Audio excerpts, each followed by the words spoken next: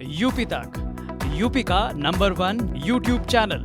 हिंदुत्व का मुद्दा हरदम इस देश में जिंदा रहेगा। हमारे का समाजवाद की थ्योरी समाजवादियों को भी नहीं पता होगी कि समाजवाद है क्या। आज का समाजवाद पैसावाद में बदल गया है। पार्टी की नीतियां अंदर पसंद नहीं थी। कोई पार्टी ऐसी नहीं है जिसमें हर व्यक्ति पार्टी की सब नीतियों को पसंद है। बिल्कुल। कहीं ना कहीं मतभेद होना भी चाहिए। तो अभी मतभेद इस चीज से है जो मौजूदा है, या जो पहले था वो मतभेद था लेकिन फिर भी आप साथ? नहीं, देखिए हम हिंदू हैं। हाँ। हिंदू होने का हमको गर्व है। अच्छा। और इस देश को हिंदू को देश देंगे, इसके लिए मैं कहीं पीछे नहीं हटूंगा। अगर वो चीजें नहीं सोचेंगे तो हिंदू के सामने इसके अलावा और कोई रास्ता नहीं है।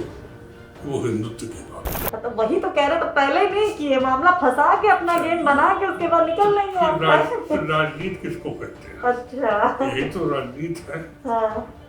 राजनीति के यही तो खेल। किसी ने सोचा था कि उपाध्यक्ष नितिन पंजे जी जिंदा होते तो इस देश में हिंदुत्व अपने आप खड़ा होता। संजय जी के बारे में कहा जाता। राजनीति में नए आए थे, जब तक वो समझ पाते तब तक उनका दुर्भाग्य। नमस्कार, आप देख रहे हैं यूपी तक और आपके साथ मैं हूं सुषमा। गंगा यात्रा हरदोई पहुंची है, तो जब हरदोई की सियासत की बात होती है तो एक नाम सबसे पहले आता है, नरेश अग्रवाल, जो तमाम दलों में रहे, हर किसी की सियासत को उन्होंने बहुत करीब से देखा और इस समय बीजेपी के साथ है। और एक बड़ा खेल भी हुआ। अभी आपको याद होगा कि विधानसभा में डिप्टी स्पीकर पद के इलेक्शन को लेकर क्या कुछ हुआ। उनके बेटे यहाँ पर एक विधानसभा सीट, जो यहाँ की सदर की सीट है, वहां से विधायक हैं और ये विरासत इन्होंने अपने बेटे को थमाई और खुद राज्यसभा पर इनकी नजर गड़ी रही। तो आज उन्हीं से बात करते हैं, क्योंकि अब चुनावी मोड़ है, कुछ दिन बाकी है। तो अग्रवाल साहब, क्या मूड चल रहा है हरदोई का? मेरे ख्याल पूरी हरदोई भाजपा में जाएगी। अच्छा। फिर हमारे रहते हुए अगर हरदोई भाजपा में न हुई तो समझूंगा राजनीति में कहीं कमी हमारे अंदर है। अच्छा। ये हरदोई को उतनी सेवा नहीं कर पाए जितनी सेवा करना चाहिए। आपको क्या लगता है कि वाकई में ये हिंदुत्व वाला मुद्दा है यहाँ पर? हिंदुत्व का मुद्दा हरदम इस देश में जिंदा रहेगा, क्योंकि जिस तरीके से हिंदुस्तान के करीब इस्लामीकरण है और जिस तरह हिंदुओं को मारा जा रहा, पाकिस्तान से करीब करीब सब चले गए, अफगानिस्तान से भी सारा हिंदू चला आया, बांग्लादेश में भी हिंदुओं के ऊपर जो अत्याचार हो रहे हैं, तो हिंदू के पास हिंदुस्तान के अलावा बचा क्या, कहाँ रहे? तो हिंदू का तो मुद्दा रहेगा। अग्रवाल साहब, एक सवाल है कि 2 ही 3 साल में क्या ये कुछ आपको समझ में आया या कुछ बढ़ा है मामला, इसलिए आप कह रहे हैं? क्योंकि पहले तो समाजवादी पार्टी में थे, उसको मुल्ला मुलायम की पार्टी कहा जाता था, कहते थे ना, तुष्टिकरण का आरोप लगता था। आपकी जो सियासत की शुरुआत है वो कांग्रेस, जिसके ऊपर तुष्टिकरण के आरोप लगते हैं, बसपा। सडनली 2-3 साल में मतलब आपको ये समस्या देखने लगी कि हिंदुओं के ऊपर अत्याचार हो रहा है, या ये वाकई में इतना बड़ा मुद्दा बन गया है, जितनी दिक्कतें हो गई हैं? देखिए, मैं समझता हूँ राजनीतिक दलों के आने के बाद ये तुष्टिकरण ज्यादा दिखाई दिया और ज्यादा खुल के हुआ। मैं आज भाजपा में हूँ, लेकिन हरदोई क्या मुसलमान से पूछ लीजिए, वो उतने हम पर विश्वास करेगा जितना हिंदू हम पर विश्वास करता है। तो नेता का स्वभाव होता कि किस तरीके से रहे। अगर हम सही तरीके से रहेंगे तो लोग साथ रहेंगे, नहीं रहेंगे तो अलग हो जाएंगे। हमने तुष्टिकरण की राजनीति कभी नहीं की। आपने नहीं की, लेकिन आपको लगता है कि क्या मौजूदा सियासत बिना तुष्टिकरण की राजनीति के संभव ही नहीं है? बड़ा मुद्दा कहीं ये ही सब बन जाता है। देखिए, अगर हिंदुस्तान में रह के पाकिस्तान की जय जयकार करोगे, क्रिकेट में अगर हिंदुस्तान हारेगा तो पाकिस्तान की जिंदाबाद करोगे, तो तुष्टिकरण अपने आप हो जाएगा। बहुसंख्यक हिंदुस्तान, जो हिंदुओं का बहुसंख्यक देश है, वहाँ जो अल्पसंख्यक कहलाते हैं, उन्हें भी ये सोचना चाहिए कि देश हमारा है, ये देश पाकिस्तान का नहीं है। अगर वो चीज़ें नहीं सोचेंगे तो हिंदू के सामने इसके अलावा और कोई रास्ता नहीं है, वो हिंदुत्व की बात उठाए। लेकिन ये जो आपके बयान है ना, ये थोड़े से शॉकिंग मुझे इसलिए लग रहे हैं।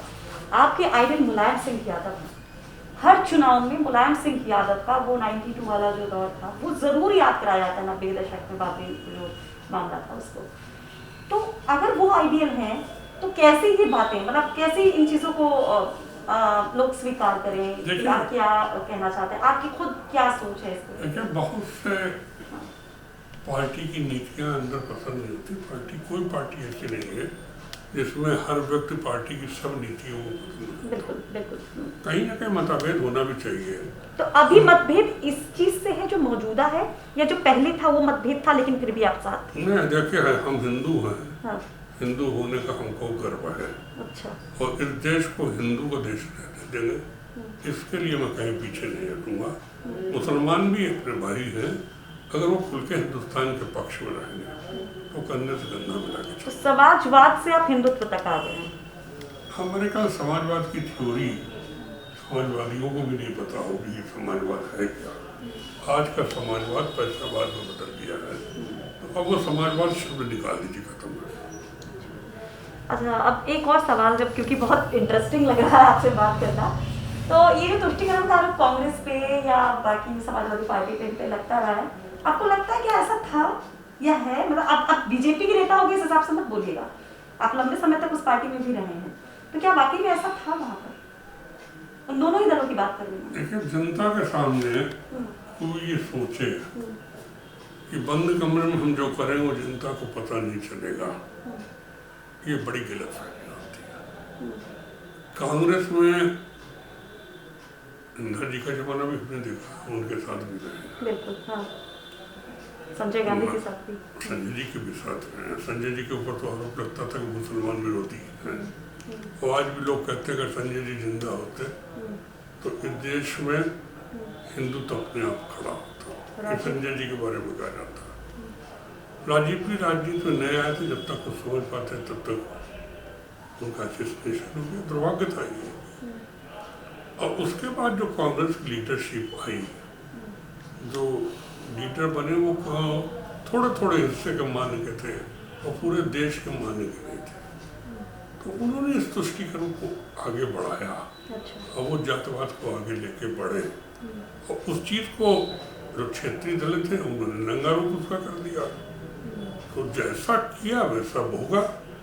अगर हमारे अंदर भावना अच्छी होगी तो जनता अच्छी समझेगी, अगर हमारे अंदर भावना बुरी होगी, अब अगर हम मुसलमान विरोधी हैं तो कहीं न कहीं भावना बुरी परिलक्षित हो जाएगी।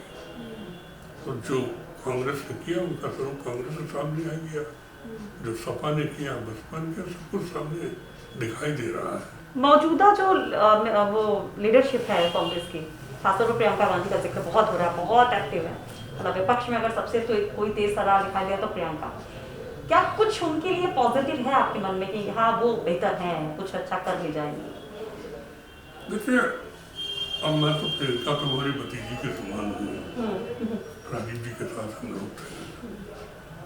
अब वो बेटी है, लड़की है, बहुत ज्यादा। राहुल गांधी का तो खूब मजाक उड़ा चुके हैं आप। हमने उनका भी ज्यादा मजाक नहीं उड़ाया। अच्छा। हम मजाक उड़ाने में विश्वास करते हैं, लेकिन वो लोग अगर राजनीति के ट्रेनिंग कैंप पे हैं तो मेरी शुभकामनाएं उनके साथ है। अच्छा, ये ट्रेनिंग कैंप है? ट्रेनिंग कैंप है। वैसे उत्तर प्रदेश में अब कांग्रेस पूर्णतः समाप्त हो चुकी है, तो मैं कहूँगा उनकी मेहनत रंग नहीं लाएगी।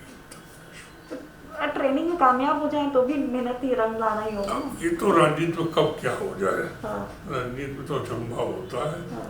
और असंभव शब्द राजनीति में है नहीं। भतीजी को आशीर्वाद देंगे? मैंने कहा मेरी शुभकामनाएं, मैंने आपको पहले कही थी मेरी शुभकामनाएं। अच्छा, चलिए अब ये आखिरी सवाल हरदोई की है, वोट से जुड़ी हुई, चुनाव से। नितिन अग्रवाल कमल पे चुनाव लड़ेंगे इस बार? कमल से लड़ेंगे चुनाव, क्लियर, और पूरी भाजपा हम लड़ाएंगे। तो मामला क्यों फंसा के रख दिया डिप्टी स्पीकर पद पे? पहले ही किधर उधर बोल लेते हैं, आप तो खेल फंसा दिए। अब चूंकि सपा के एमएलए हैं टेक्निकली, तो वही तो कह रहे, तो पहले ही नहीं किए, मामला फंसा के अपना गेम बना के उसके बाद निकल नहीं है। राजनीति किसको कहते हैं? अच्छा, यही तो राजनीति है। हाँ। राजनीति की यही तो खेल।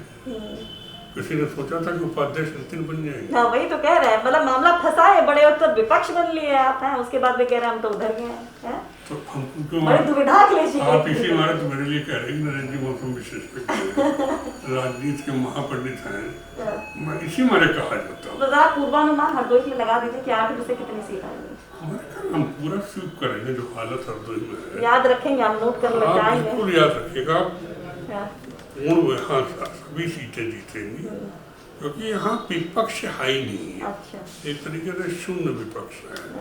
समाजवादी पार्टी का तो कोई आधार ही नहीं आ रह गया। और यूपी में पूरे नहीं, यूपी में सपा और भाजपा के बीच में चुनाव हो रहा है, ये सही बात है। सही बात है। तो अप्रोक्स कितना आपका, बहुत बड़ी आपकी एक मतलब एक सियासी नजर रही है, लंबा सफर रहा है, तो आपका गणित क्या कहता है कि किधर कितना आ जाए सकता अब पब्लिक किसको कितना वोट देगी हम नहीं कह सकते, क्योंकि आज जनता का वोट देने का तरीका भी बदल गया है।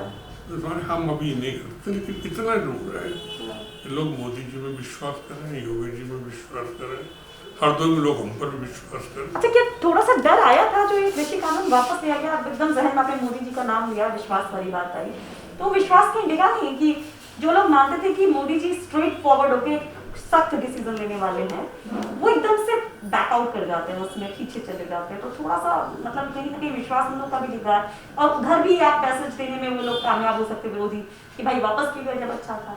तो ये कुछ गलत डिसीजन या सही डिसीजन, मतलब कुछ असमंजस है इसको लेकर? देखिए, राजनीति में जब आदमी बड़े पद पर होता है तो उसमें झुकाव आता है। जैसे कहा जाता है जिस वृक्ष में फल लगता है वो वृक्ष अपने आप थोड़ा झुक जाता है। तो राजनीति कोई जिद का सौदा नहीं है।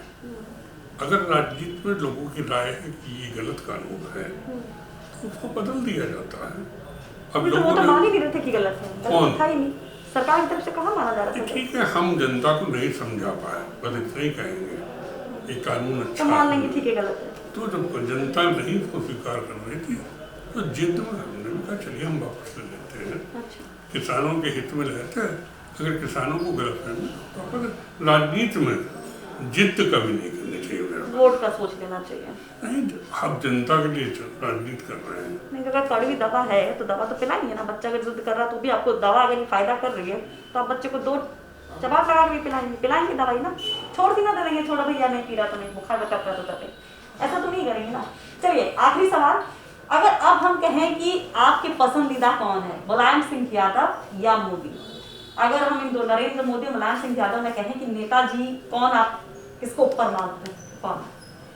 देखिए, तुलना मैं नहीं कर सकता हूँ, वैसे इतना मैं जानता हूँ प्रधानमंत्री वोट दे दीजिए, वोट दे दीजिए। जनता भी कहती है दोनों कैंडिडेट बड़े अच्छे, लेकिन तब भी वोट दे दीजिए। मैं कह रहा हूँ हाँ, कि मैं उन दोनों की तुलना नहीं कर सकता हूँ। प्रधानमंत्री जी आज बहुत बड़ा कर रहे हैं। मुलायम सिंह जी भी राजनीति की गरीबी से जिस तरह ऊंचे पहुंचे हैं, उनके बारे में भी राय अच्छी है। हम तो इस बात पे भी खुश हैं कि आदरणीय प्रधानमंत्री जी भी उनसे की रेस्पेक्ट करते हैं। वो कहते हैं कि गरीब घर से पैदा लड़का अपने आप पर खड़ा हुआ है। तो ऐसे में मैं किसको क्या कहूँ, नहीं मैं देखिए, नहीं कह सकता। जनता से जब हम पूछ रहे हैं ना कि भाई पार्टी सरकार कौन अच्छी है, मौजूदा या अखिलेश की अच्छी बस है? इसमें यही स्थिति है, गुरु गोविंद दोनों पढ़े हाँ, काके लगे। अच्छा, चलिए बहुत बहुत शुक्रिया।